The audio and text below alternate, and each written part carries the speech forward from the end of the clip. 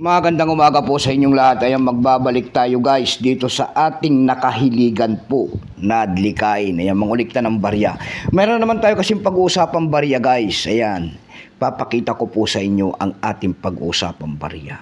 Ayan. Yan po ay sa bansang France naman. Ayan. France coins. Ayan. 50 franc. Ayan kung tawagin nila. 50 franc kung tawagin nila. Year 1953. Year 1953 guys. Pero bago yan tayo magpapasalamat muna, syempre po sa lahat ng ating mga masugid na tagapagsubaybay dito po sa ating YouTube channel guys. Lalo na ang aking mga subscriber dyan. Magandang umaga po sa inyong lahat. Maraming salamat din po sa mga tagapagsubaybay ko dyan sa aking FB page. Lahat po na nakapalo sa aking FB page, magandang umaga po. Keep safe po sa inyong lahat in God bless. Suportan nyo rin sana ang dalawang natin channel. Ayan, magandang umaga po. Yun naman po sana hindi pa po nakapag-subscribe dito po sa ating munting channel. Anyayahan ko lang sana kayo guys. At malaking tulong na po ubagay ang inyong magagawa. Tulad ng pagpindot ng pusana ng ating subscribe button, like and share. Para ma-update ko naman kayo sa mga bago ko pang ilalabas na video about coins. Ayan. Year 1953 pala ito guys. Ayan.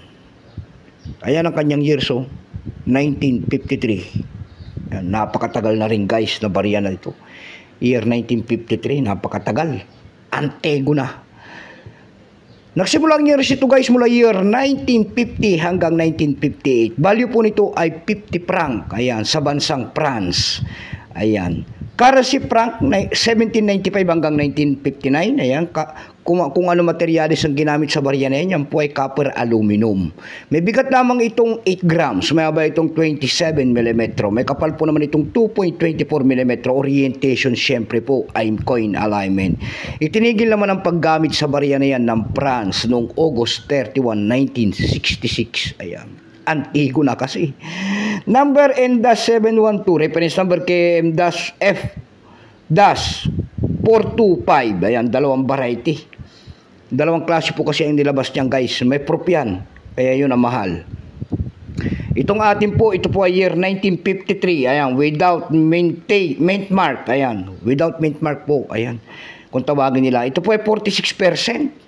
Kung ilang piraso po ang ginawa sa barya na yan ng France, ito po ay 63,171,000 piraso po. Ayan, napakarami rin. Pero may presya na rin po yan doon sa ating numista. Ayan guys.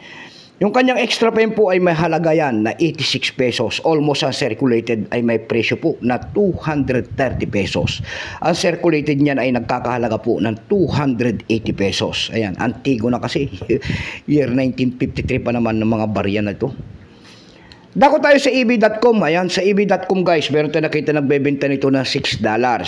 Nasundan po ito ng $4.99. Yung pinakamababa po na bintahan doon ay $2.21. Dako naman tayo sa Carousel PH. Sa Carousel PH guys, meron tayo nakita nagbebenta nito ng 200 pesos. Nasundan po ito ng 150 pesos. Ayan lamang po ang aking may babaging kanyang presyo po. Keep safe po sa inyo lahat in God bless.